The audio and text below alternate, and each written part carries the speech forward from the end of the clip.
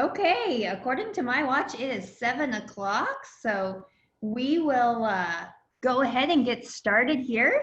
We're excited to come to you in your living room tonight or wherever you might be listening in. We are excited to do this webinar. It's a little different than obviously what we planned for the beef meats, but we're doing the best we can with what we got. So first of all, I want to welcome everybody and say good evening. My name is Adair Lentz, and I'm the Director of Industry Relations for the Iowa Cattlemen's Association.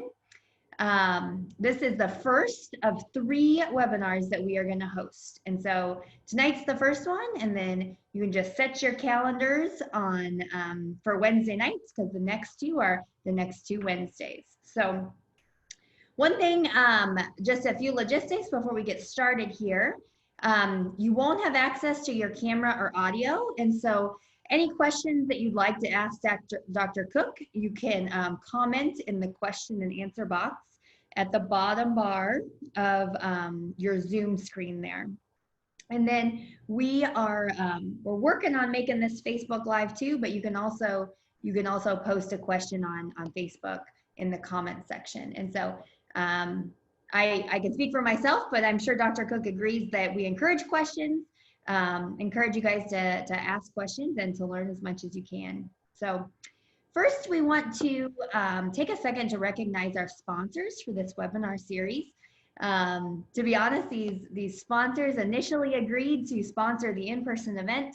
When we made the decision to switch, I gave them all a call and said, hey, would you help us out and switch in your sponsorship dollars? And everyone I talked to was really supportive and really, I was just really encouraged by how they truly support the mission of the Iowa Cattlemen's Association. And so our sponsors for this webinar series include AgriVision Equipment Group, Farm Credit Services of America in Sheldon and Red Oak, First National Bank in Massena, Frontier Bank, Iowa State Savings Bank, Midwest PMS LLC, People's Bank of Leicester, and Security State Bank.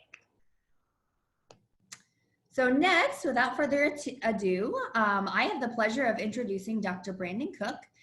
He is a ruminant nutritionist for Kent Nutrition Group. Kent has been a longtime President's Council member and supporter of the Iowa Cattlemen's Association. They specialize in providing superior animal nutrition products across the Midwest for a wide variety of species. Starting from the beginning, they are devoted to delivering quality services that you need to ensure your animals perform and produce to their full potential. So Dr. Koch, I'm going to hand it over to you. We'll take questions at the end, but we'll also take questions throughout the presentation as well. And so I encourage you to comment those in the question and answer box at the bottom. All right. Well, thank you, Adair, for that. Thank you, Iowa Cattlemen's, for the opportunity. Always a great pleasure to get to speak to this group. No question that the state of Iowa in general, where Kent is I guess, born and founded and raised and everything else headquartered, is one of the top beef producers in the country, and it's easy to see why with cattlemen like yourselves. And so I guess the tasks that I was given for this evening, besides trying to figure out how to do this via webinar instead of being able to be with you face to face and have a little bit more interaction, is to talk about kind of what the title slide here says, right? How do we as producers, especially considering forage producers, I think an honest description of cow-calf and backgrounders should really be that we're all grass farmers, right? And so how do we maximize that pasture and get the most return out of the cattle that we're utilizing to harvest that grass? So that being said, the focus tonight, we're going to kind of split this into a little bit of 3 different, I guess, thought processes that I have when I go through this. The first one is pasture management. Really important, right? That's the basis of how you're going to get the most out of your pasture. But then I think it's also important, and I, as Dare already said, I'm a beef nutritionist for Kent. So I can't hide the fact that I find mineral very fascinating and important. We'll cover why that is, why I have those opinions and thoughts. And then a little bit on what I call program success that ties into that mineral nutrition. So to jump right into that pasture management. So this is a quote from John F. Valentine. He's wrote a couple good books on grazing and pasture management. And the opening line to one of his books is, grazing management is the manipulation of animal grazing to achieve desired results based on animal, plant, land, or economic responses.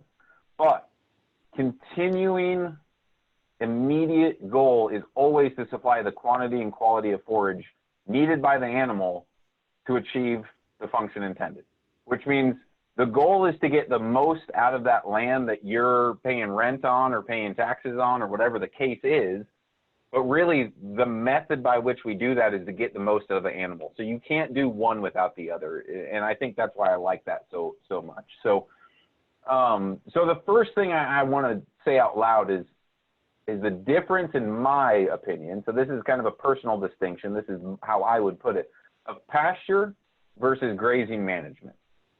I don't think they're the same thing. I look at pasture management a little bit more from the agronomy field, right? So those of you that are farmer feeders that use the pasture ground as something that you can't put corn on, so you've got some beef cattle to utilize that land, this fits right up your alley, right? So this is looking at the soil health, plant health, fertilization, seeding, that sort of thing. Grazing management, that's where your animal scientists come more into play, right? The guys that are strictly cattlemen, this is where they like to live, because it comes down to looking at not just at forage production, but how do we use that animal to maximize that production? And really it's the interaction of those two, just like Mr. Valentine said. So when it comes to grazing management, I think there's really, an easy kind of stepwise process, right? You've got to know your pastures, you've got to know your animals, and then you make a plan. But it'd be really way too easy for all of us in the cattle industry if that was it, right? And so really you've got to consider what else is involved. And I think something that a lot of people who come on to your operation and try and make a suggestion forget is number 3 there, know your labor, right? Because this can become really time intensive, really aggressive in that labor department. And it's got to make sense for every operation on how you manage your grazing program. But even more so, to follow that up, is what are your operational goals, right? And so if you are a farmer feeder who focuses on the farmer first, then your operational goals are going to be a little bit different than someone who strictly runs pasture ground to background 5-weight to 8-weight steers, and that's your sole source of income. And so understanding how those 4 different sections, I guess, of knowledge within your operation, within your land, within your animal herd, how those interact, then leads us to number 5, which is that make a plan. So, and it looks like my picture has disappeared. So the first section to discuss here is grazing systems, right? That's the easiest thing that most people think of when they talk about grazing management, is what system do you use? And so the first one is continuous grazing, right? And so there we are. So that's where you've got a single pasture and the cows stay in there all year round, right? There's not a lot of movement. There's not a lot of resources. That's kind of the benefit that comes up from this, is you don't have to buy a whole lot of extra fencing. You only have to check one fence line, one pasture fence line, the whole season, right? That's the only thing you have to maintain. And then the other thing, all those little blue dots, the other question is water, right? We can't forget about water and that helping to maximize and permit those animals to reach their genetic potential. It's the most important nutrient there is. And so in a continuous grazing situation, you really only need one source of water, which is pretty nice. Depends on where you are. But I know some people down way south Iowa, right off of 35, there's an operation there that I've worked with that they actually have to use city water. And so can you cut that down? Can you utilize those ponds, those natural sources better to make it more reliable and maybe a little bit more economic? Now, the next, probably the most frequent as we're starting to see is just a simple rotational system. So you take that same pasture land, but now you start to break it up into different quadrants. A lot of times you may see this imagery as just a single fence line down the center to create two different pastures that you rotate through. And I prefer to see a little bit more than that. And so that's why I threw another one down the cross. And so now we make 4 pastures, and we rotate through there, say top left to bottom left, over the bottom right, up to bottom top. And then you start that process over. And what that gives you is an opportunity to give that pasture some rest, right? This is where you're going to start maximizing and gaining more forage production, more growth potential, more production potential out of that same land mass. Now, we're not talking about you're going to double the amount of forage you produce from continuous versus rotational, but you are going to see a really nice uptick in that forage production. And again, that goes against the fact that now you've got to pay for more fencing, right? You've got to be a little bit more time intensive. You've got to consider how long they can be in every pasture. Can you actually go rotate them on a Saturday, or are you going to be busy at a barbecue, right? And so not only that, then you also notice there's some more blue circles there, right? So in a very simple single rectangular, say it's a 40-acre square, and you section them off into 10-acre paddocks. You can put a smaller single water source in all 4 of those, or you can still potentially fit your rotational. A lot of times we call this a wagon wheel system, but you can put the water source in the center, which does cut down a little bit, at least on the water requirements.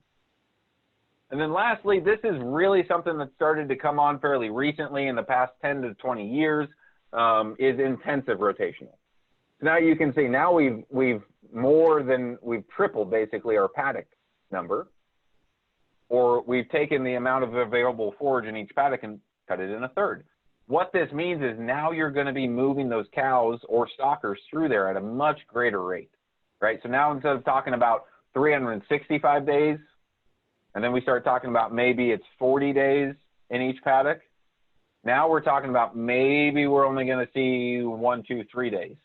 There's even a system that's come up in the past, I think it was about 7 years ago, 8 years ago when I first started reading about it, called mob grazing.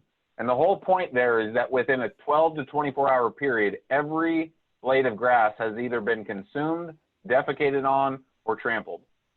Every single blade of grass in that entire pasture or paddock has been touched and affected, so that you're only there for about 12 to 24 hours, and then you move on to the next one. It's very, very intensive, but it fits into this kind of regenerative grazing process where you start to actually impact the soil quality as well, strictly from the rapid growth, just like how we see really nice, beautiful, lush grass in all of our neighbors in the city that mow every single week. Some of that same property occurs in that kind of regenerative intensive rotational grazing program as well. The next consideration I'd like to offer you guys to consider is pasture quality, right? So what type of forages do you have in the field? Are they forages? Are they forbs, a blend? Are you doing a mixture, right? I know we run into a significant quantity of a little grass called Kentucky 31 fescue. It's something that has some very inherent risks and kind of management problems that come along with that. And as the old adage goes, dilution is the solution, right? So I know a lot of people are going to have some sort of clover blended in there, and something like that. And so the other question is, do you have the opportunity to run some small grain annuals, some cover crops, right? I know last year with some really weird conditions environmentally, that provided a lot more people with the opportunity to produce some additional forage through cover crops. The other question is, what's your growing season? And in general, Iowa has a rather nice growing season. We do start a little bit later than those down in southern Missouri, Kentucky. My time in South Carolina, you basically never had to pull cows off of the pasture because you always had a growing season. we do have some seasons up here, which is nice. That's why I wanted to come back home to the Midwest. But that provides some considerations to discuss about supplementation, stockpiling. We'll get into that in a couple more slides.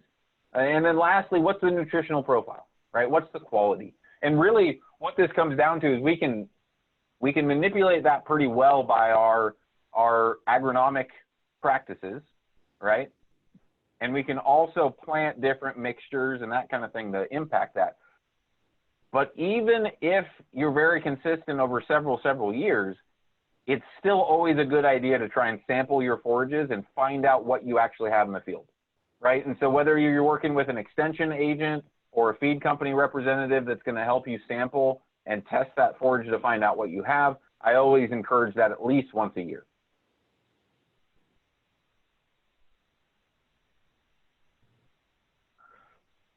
So the next thing is pasture productivity.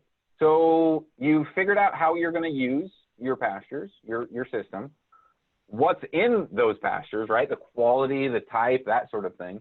And now, well, how much is there, right? And so that comes to whether you do the tried and true method of clipping, a little bit more intensive, but you don't have to do as many samples. You can lay a hula hoop down and clip all the grass inside that hula hoop. You can do a simple 12 by 12 square, but basically you're just going to cut that grass, dry it, and weigh it, right? And for those of you that are thinking, okay, so I'm already analyzing it, why are we drying it twice? The important thing is here to consider dry matter, and you don't have to actually send this off to Iowa State or some other feed laboratory to get it analyzed for dry matter. For those of you that may or may not have one of those air fryers sitting at home that maybe was purchased a few years ago and never used, or didn't use like you thought it would, that's actually what we utilize at our research farm for rapid daily dry matter samples. You just simply take a food scale from Walmart for about $5. You can weigh out 100 grams of forage, put it into that air fryer and run it for about 30 minutes. And you've got a fairly accurate, reasonably accurate enough for a lot of crude math and some judgment calls for dry matter content, which is kind of cool, I think. The other way to go, however, is to just simply take something like a yardstick out to the pasture. Section off about a yard of forage, 1 yard by 1 yard, and then measure the height. And basically for about every inch of height within a yard section, you're gonna have about 150 pounds of dry matter per acre, right? So if you have an inch and then you multiply that section out, then that's about 150 if it's a thin pasture. You get a little bit more average pasture, you can basically double it, right?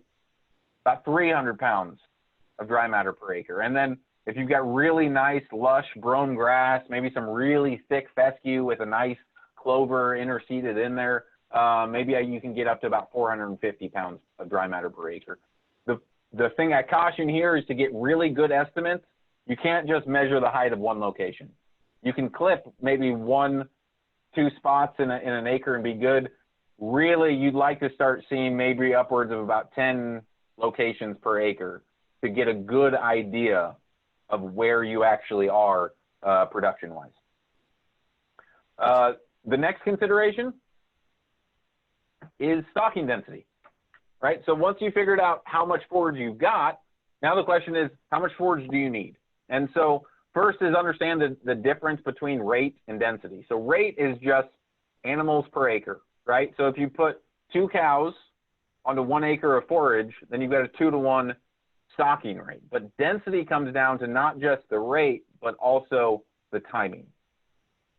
So that's where you say maybe in an intensive rotational grazing, you're saying 2 cows per acre for 5 days, right? Because we know that's about how long it's going to take them to consume what that pasture has for production rate, right? So you've got to know that, say, a 1,400 pound cow, she's going to eat anywhere from 2 to 4% body weight. And generally speaking, when you estimate this, I like to encourage people to use closer to that 4%, right? We don't think that cows are going to eat 4% dry matter body weight, but when you factor in the amount that's also defecated and trampled, it kind of equates out to about that 4% rate.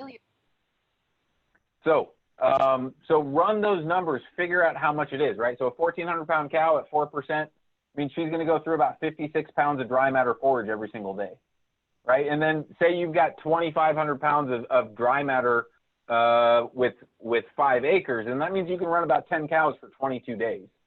So if you're looking at how do you rotate, when do you plan those moves, this kind of, I know we all hate, or I can't say we all hate because I'm a nerd and I love math, but this is why I love it, is a little bit of that algebra ahead of time will help you plan your whole season, let you get ahead of all of these decision making, and let you start planning out not just what am I going to do in June, but what's it going to look like in July and August? Do I need to start looking for some other things to help out? And so why I say that, yeah, go ahead. Sorry, I didn't want to interrupt you there, but we actually have a question about your last topic. You were talking about fescue grass. We've got a question. Yes. Even with the endophyter hybrid of fescue grass, is it still a good practice to keep the endophyter mineral available? So by, I think I heard you say endophyter. You mean something like a endophyte free? That's going to be, and I fully understand you're not talking with this person, right? This is the joy of doing a webinar, right? So I guess to everyone with fescue, here's, I'll cover it from 3 different examples, right? And so when you're talking about Kentucky 31, which is primarily what we think of when we think of fescue, and we think of fescue toxicosis, right? Because it's got that fungus on it that produces a toxin that causes vasoconstriction and all kinds of other problems we've all probably seen or heard about, right? And so that's where some of those fescue minerals start to become really important, because most of them, I presume, I cannot speak for everyone, but I know for ours, they're formulated with those implications of fescue toxicosis in mind. Whether you're trying to get a greater concentration in the bloodstream so that even though you have less blood supply, you have a relatively similar supply of nutrients, or if you're trying to feed some sort of vasodilator, there's a lot of different things out there. And the problem is there's a reason we're still all doing research on this, right? Because we haven't found the silver bullet, because as soon as we do, that person's going to retire, right? Because that'll be amazing. Now, the other consideration, what I was kind of going with the original question back was, there are also other types of fescue, right? So we've got endophyte-free fescue. I know several people that have gotten quote unquote burned by that. It's a great idea in such that you completely till and kill all of the fescue and come back in after you're 100% sure there's no Kentucky 31 left, and you put endophyte-free fescue in there. Then you don't have that fungus, you don't have the toxin, you don't have the problem. The reason I say some people get burned is that can lead to a little bit of issues that I've seen, in such that if there's no endophyte present, then there's nothing to stop endophyte that comes from your neighbor 35 miles away. The bird consumed some seed and defecated, and now you can reinfect that pasture.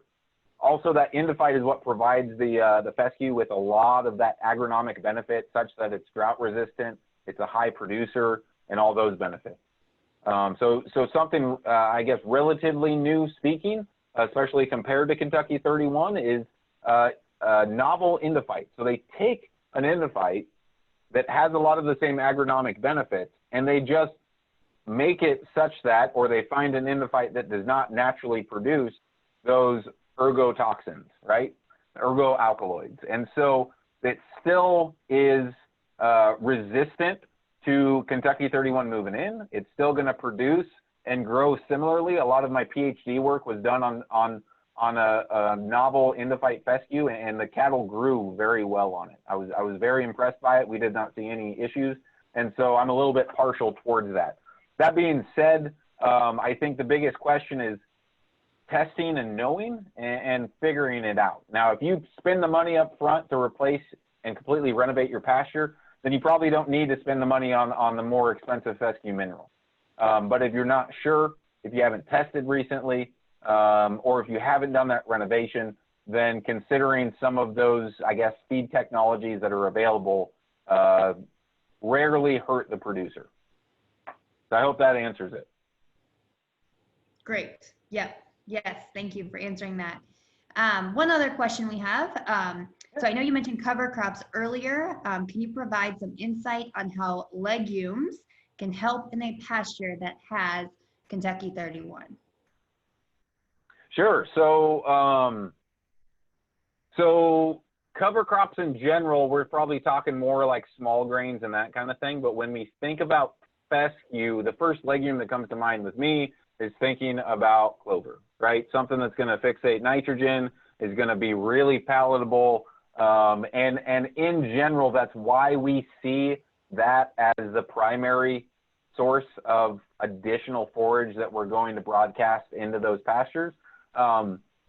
It can grow really well even in poor soil, right? First and foremost, it can actually deposit more nitrogen down for the Kentucky 31 to maintain its growth potential.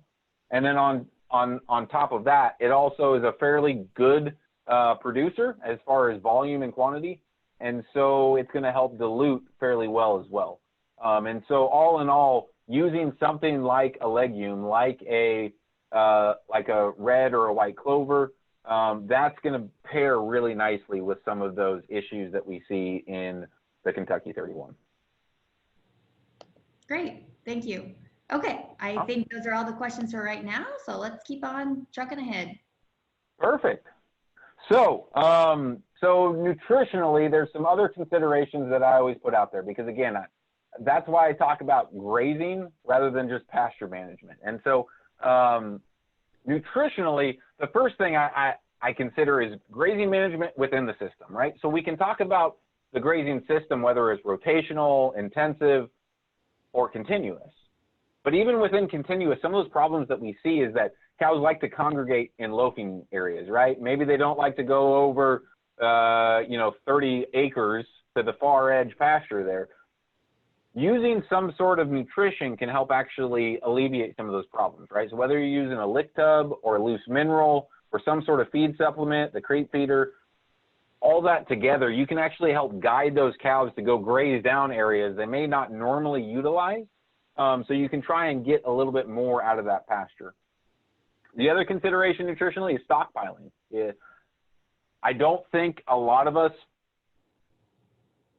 in this area in the Midwest and the northern plains kind of consider stockpiling a lot more. Most of that, I feel like, Kansas and South, they consider that a little bit more. But if you've got enough production, consider stockpiling. Instead of spending the money on the diesel, let that pasture grow out from about August on. And by the time things are starting to die down, that lignin content's rising up, and sure enough, you're running out of forage.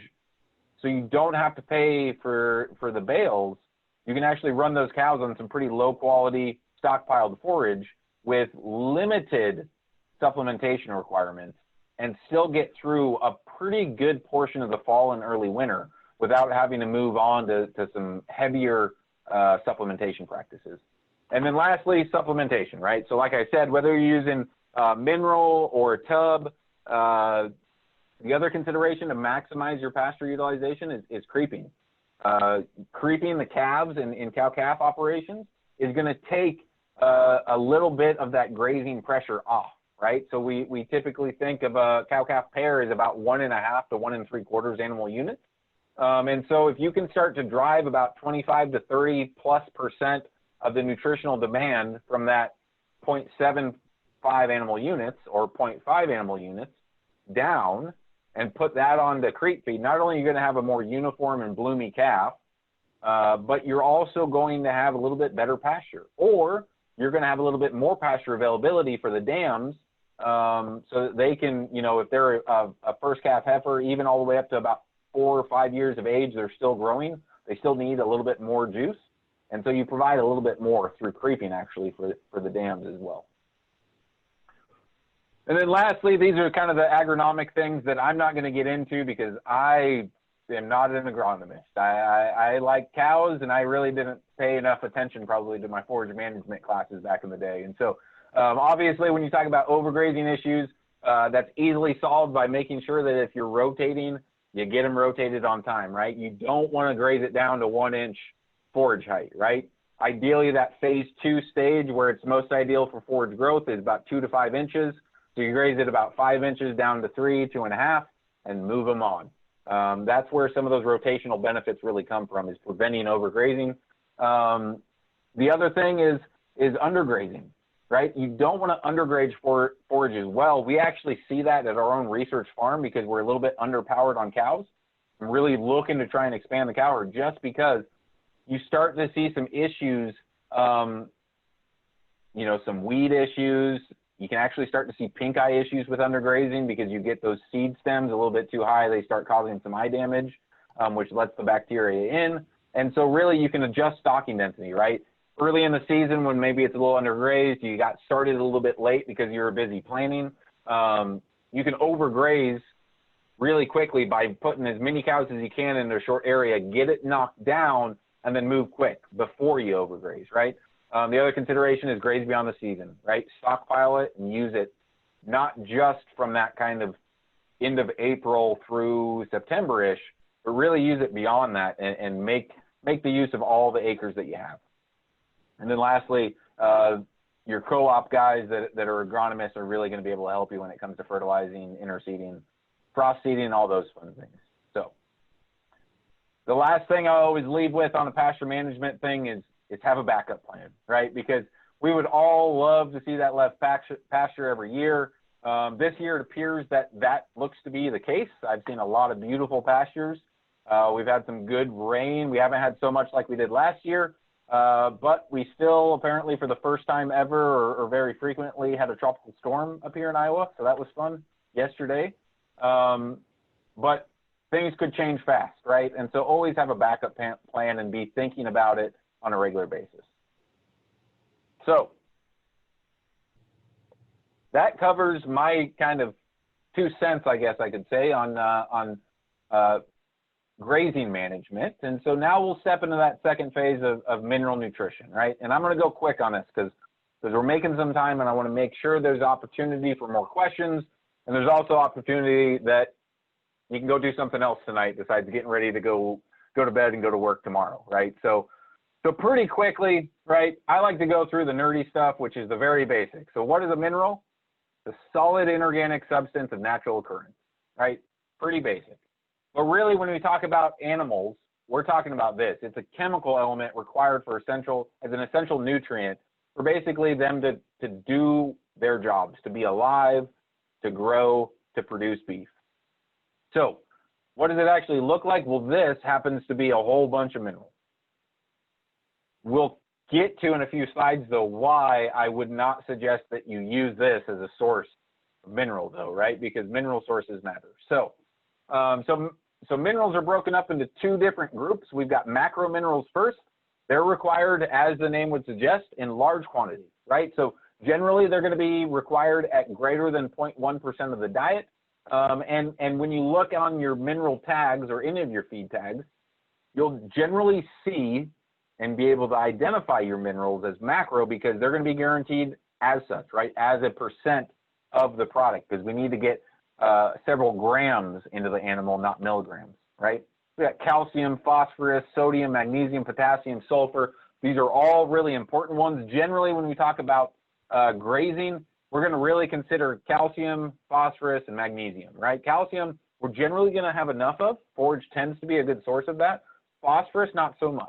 Phosphorus is where we're really going to be looking to supplement and keeping those 2 in balance. And then the other consideration is times of high lactation, times of high need, because the calcium requirement does change over the year, right? And so, and then lastly, magnesium, right? We're kind of starting to exit the phase of maybe the consideration of where we may need a high mag mineral, where we've got some changes. We have a really rapid growing forage. Maybe it decreases the concentration a little bit, but more importantly, we've got some other minerals like potassium that get in the way of absorption that causes some hypomagnesium issues. But really, these macros are all essential for proper structural formation, muscle contraction, just whole body health. So if we've got big ones as macros, then that leaves us with trace minerals or micro minerals as the small ones. these are going to be obviously less than 0.01% of the diet. Generally, the requirements are, like I mentioned, in milligrams per head per day, basically.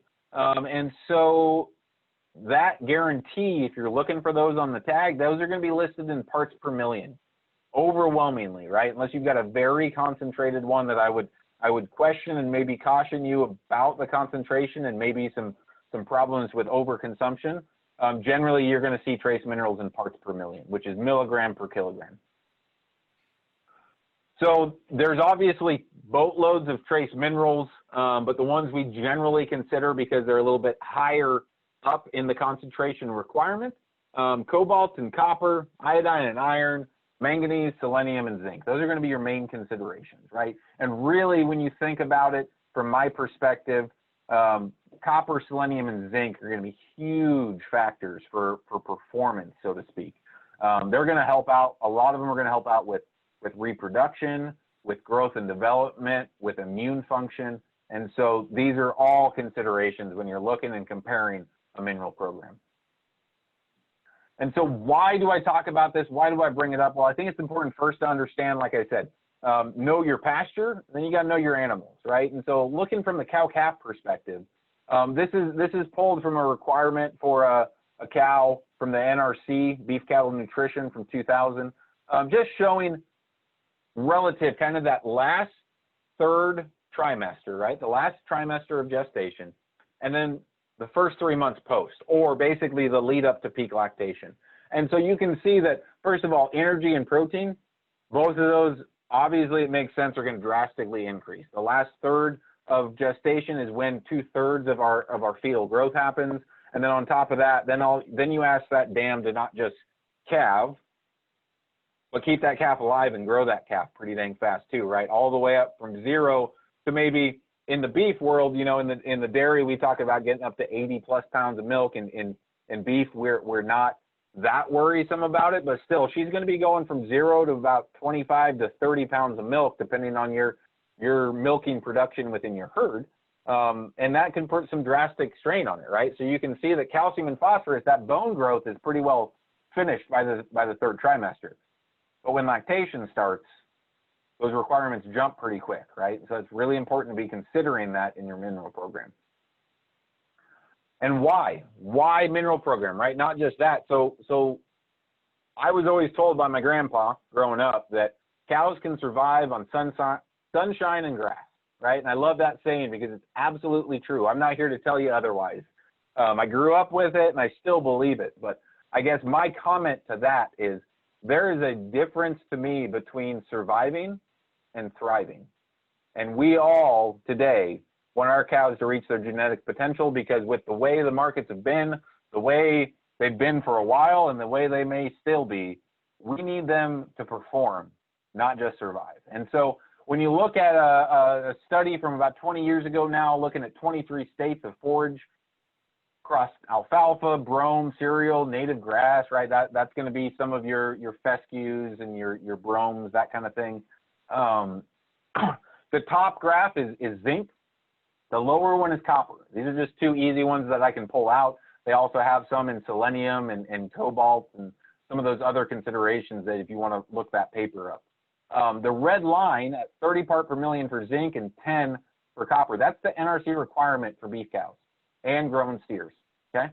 So you can see that none of these forages actually meet the requirement. Now, alfalfa gets pretty close on copper, but we're not even meeting the bare minimum to prevent signs of deficiency, right? And so that's why I really encourage everyone that one of the most important things you can do is to provide a mineral supplement, because it's going to help, just like all of us should or shouldn't. We won't get into that talk, but a lot of us take mineral supplements, right? Because we know it helps us feel a little bit better, perform a little bit better. Same thing with our cows. Dr. Koch, And so, yeah. We have a question on mineral. So we've got 700-pound steers that were turned to grass in early May. The pasture is brome, fescue, timothy, orchard grass, and red clover. Rotated to a new cell every 3 days on average. He feeds mineral with Alticid and Monensin free choice.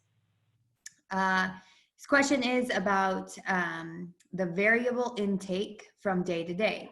Steers would consume more than the recommended amount of monensin on a weekly basis, but can go 24 to 36 hours eating almost no mineral. Should he be concerned about this? That is a great and rather important question. So, and we will get to this at one of the last slides of the presentation. Okay. Intake matters, right? And so, first of all, to find the perfect mineral that's going to be consumed at exactly 3 ounces from January 1 to December 31st is dang near impossible. I'm not going to say it's impossible because I'd like to retire someday and that'd be nice, but we're going to see patterns of intake throughout the season and even, like you mentioned, through the week, right? And so especially in a little bit less so in some of that intensive grazing where you move in every 3 days, those pastures probably aren't real big. But when you start to get to some of those larger pasture acreages, sometimes they just don't come back to the mineral feeder every day, right? It's every other day when they make their rounds. And so it's definitely okay that mineral intake rotates. The big thing that I'll talk about is don't analyze your mineral program on a daily basis. Analyze it on a yearly or a seasonal basis because that's going to tell you if they're actually consuming the right amount, right? All of these trace minerals are stored in the body to some extent. And so we don't need to eat every single day to keep our supply up. My bigger concern there is the monensin. Technically, and I feel like I just have to say this because I am a feed rep, monensin is not approved for ad libitum consumption, right? There are a couple blocks, compressed blocks that are approved with rumensin in it. That would be an option for you to consider. But really the rumensin products probably shouldn't be in there strictly from that standpoint because based on their intake consumption, over and under feeding could create a problem. And even more so, the underfeeding could cause some just less efficacy of that product to begin with, which anytime you're spending money, I'll say this again in a few slides, mineral is an investment. And so if I'm asking you to invest in some sort of mineral program I'm talking to you about, I want to dang sure make sure that it works for you. And so if anything that causes a reduction in efficacy of that supplementation program is something that I would prefer we try and avoid. Great, thank you. Yeah. So again, talking about the fact that maybe pastures don't supply everything we need to really perform, the cows to perform.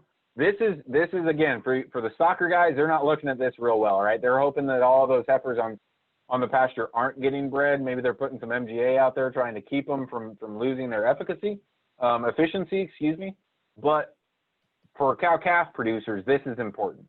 And so this is from a study, yeah, probably about 3 decades old, maybe a little bit more. So it's not done last year. I fully admit that, but I still think it proves just a really nice picture here that cows can absolutely survive. You'll see that no supplementation on native range, and those cows are still going to get bred about 45 days after turnout.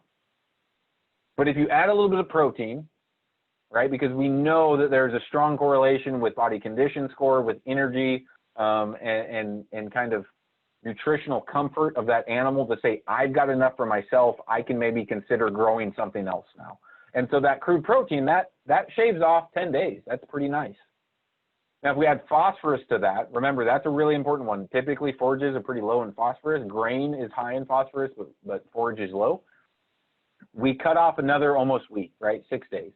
And then lastly, if we bring in zinc, copper, and manganese, basically bring in a trace mineral package, now we've cut off another week, right? And so with or without, you're still talking about anywhere from like 2 to 3 weeks that you're going to shave off by providing a really nice base supplementation program to your cows that, in my opinion, is really based on that mineral program first. So that's all. That's my spiel from just nutrition. Try and keep it short. And again, we'll have time for questions at the end. But that being said, program success. This is the last thing, and I'm going to try and be quick on it. And I know we're already a quarter till on this. So program success to me is finding not necessarily a partner, but a program for your operation that's going to match your pastures. It's going to match your program for grazing system, right? Is going to match your operational goals so that it maximizes what you're doing, right? We don't want to just put mineral out to put mineral out. If you're just going to pick a salt color, then you're not doing a whole lot, admittedly, to supplement and reduce breeding times or maximize average daily gain on your stocker operations, right? So we want to look at what can we do to provide so that if you're going to put something out there every day, then what you're putting out there is working every single day too. We don't, even when we talk minerals, we don't want cows to be lazy and we don't want minerals to be lazy either. So I guess these are just some base considerations I would put out there when you're if you're doing, you know, we're 6 months, 5.5, almost halfway through the year now. Now's a great time to start looking at your operational past and start planning for the future, right? Do a little review, and mineral is a great place to start. And so here's some things to consider with that. So first and foremost, as a nutrition nerd, I have to say this: find something that's balanced, right? Balanced, and the formulation is set for your production goals, right? Across the whole program. Because again, just like cows are going to intake up and down and up and down sometimes, we also don't need to put a breeder mineral out year round necessarily. We can see some benefits from that, but most operations aren't going to value that minute return on investment, that they could maybe cut back on some of that plane of nutrition come the lowest time of year, around that kind of second trimester gestation. Calves are weaned off and there's less growth happening than when we get to that third trimester. So the next thing is what I mentioned earlier with that picture of rock. To me, this is one of the most important things when we analyze and look at the mineral program, is the mineral source, right? Where is that mineral coming from? Because like I said, we could force feed some rocks into cows and they would probably have a pretty good intake of calcium, phosphorus, zinc, and some of those. Bioavailability, how much is actually going to be absorbed and utilized, can be pretty limited, right? And so you're just kind of going through the motions rather than getting any of that return on investment. And so this is we're not going to go through in depth in this. If you've ever seen me talk before on mineral nutrition, I apologize, firstly. But second, you've already heard me preach on this, right? I love this table. And really what it does is it compares the various sources of trace minerals. So we've got sulfates is kind of the gold standard today, call that 100%.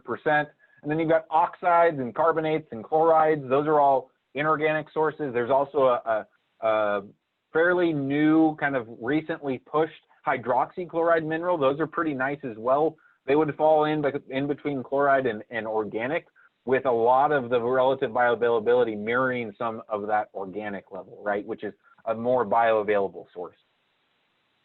And the reason behind this is the interactions, right? When we start to talk about organic minerals and say maybe that'd be a good idea, a lot of times one of the benefits that those hydroxychlorides and organic sources have is they prevent or limit antagonism. And so this is a mineral wheel. If you've gone to Iowa State recently and sat in a class from Dr. Hansen, she loves this as probably more than I do as the mineral guru for us. And this shows just a snippet, really, this one does, of how many interactions you can see. And so the classic one that I like to discuss that's easy to talk about is the lines that go from the S on the top down to the MO on the bottom. That's molybdenum. And then you'll notice that S to Cu and MO to Cu also exist, right? And so sulfur and molybdenum can interact and create a compound called thiomolybdate. And that compound's favorite thing to do is to bind copper and make it completely unavailable to the animal. And so those are some considerations on why we want to make sure that we've got a balanced formulation and also that we've got good quality sources of mineral. Dr. Yeah. We have a quick question on salt block. So then what good, if any, do salt blocks really do? Seems like all it does is slows down mineral intake, but curious if they possess any benefit to the cow. So salt blocks in general can be beneficial if you're not feeding any other supplemental source of mineral. You just need some salt to make sure they're getting their needed sodium and that kind of thing. If you do absolutely believe that cows not only can survive but thrive on sunshine and grass, pick your favorite color of salt block, right? And it's not going to hurt it. The problem is exactly what that person asked. When you put salt next to a mineral feeder, one of the ways that we maintain and direct mineral consumption is through salt consumption, right?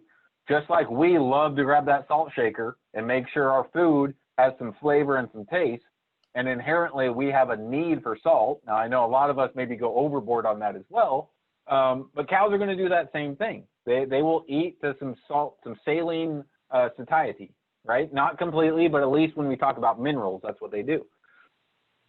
So one of the worst things that I see, in all honesty, makes me cringe a little bit sometimes, is when we see those plastic mineral feeders that have 3 compartments with a rubber lid, right? They work great, but I'm not a big fan when I open one of those up and see a mineral in 2 of them and salt in the 3rd.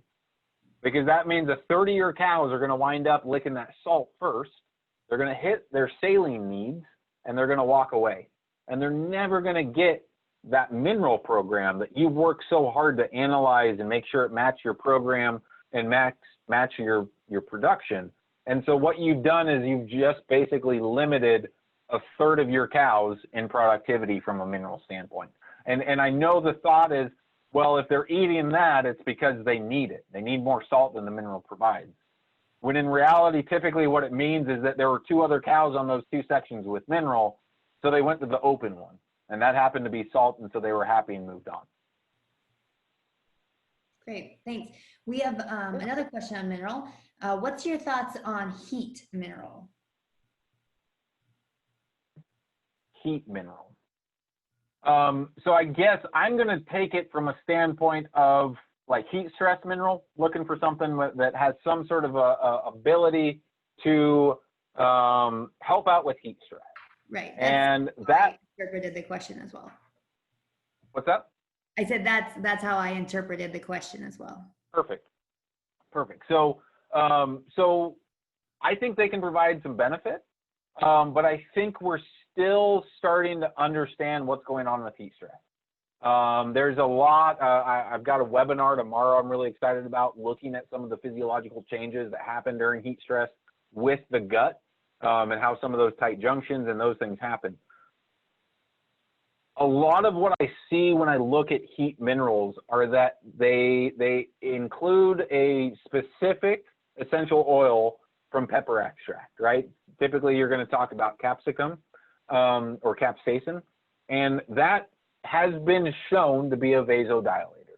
And so in theory, that's a beneficial thing, right? Can we get the external blood vessels more dilated, which then helps with cooling capability. And so if you can do that and it works for you, I'm not going to tell you to change. But in the same sense, we're also in Iowa. And so we absolutely have heat stress events. We kind of had a mini one last week.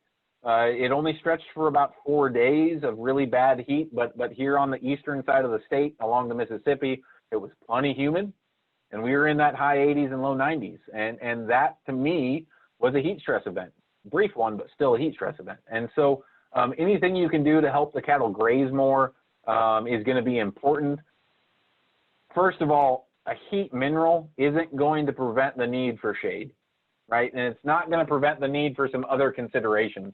But if you found one that works, then good. But really, it's going to come down to, I've seen some, I guess, a lack of consistency yet to date. A lot of these are a little bit newer. And so I'm a little bit more reserved on that. Before I just tell everyone, yes, go find something that's got capsicum in it, consider it. And if you've had it and it works for you, then keep it. Good, I'm glad. Anything we can do to make ourselves more profitable is something I'm going to support. Good. Okay, we have another question about pertaining to salt blocks. What strategy do you have to use to minimize and control mineral consumption without the use of salt blocks? That's a great question. So that goes back a little bit to what I was talking about, getting your cows to move in the pasture where you want them to. You can also minimize or increase your mineral intake that way too. So if you say you've got one water source in a pasture and you put the mineral right next to it, maybe you put the crate feeder right next to it too. That's going to create an essential loafing zone. And those cows are going to graze that area really heavily, but they're also going to sit there and get bored and just go eat mineral too. If you go and not necessarily hide it, but make them have to travel a little bit further, put it in some different areas of the pasture, put it further away from water so that after they consume it, just like you and I, when we eat something salty, we want to get a drink of water, right? If it's right next to the water, it encourages more. If you start to make them work a little bit more for it, you can cut that back. The other consideration is find something that's got the proper intake, right? And so sometimes formulation can actually create an overconsumption of mineral, right? We think it's going to be 4 ounces, but we put way too much palatant in because, man, this is going to be the most palatable mineral. And all of a sudden, it's a 6 or 8 ounce. And then on top of that, this time of year is typically one of the highest points for mineral consumption. So again, we're going to see highs and lows. And so don't look at it from a pinpoint time point. Just say the first week in June and say, man, my cows are eating too much mineral. Because don't forget that they've probably been using a lot of their liver reserves over the past several months, couple months, as they calved and tried to rebreed and everything else. And back there in December, they may have only been eating about 1 ounce. And so the goal is for your program that we're talking about. That's why I like programs, is that program annually should hit its mark.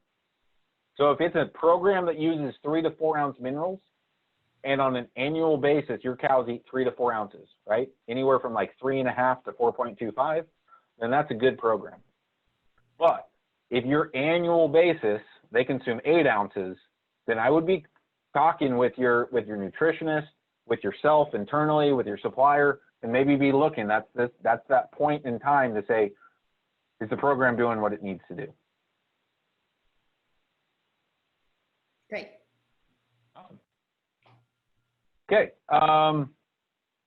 So again, first, weatherization is important.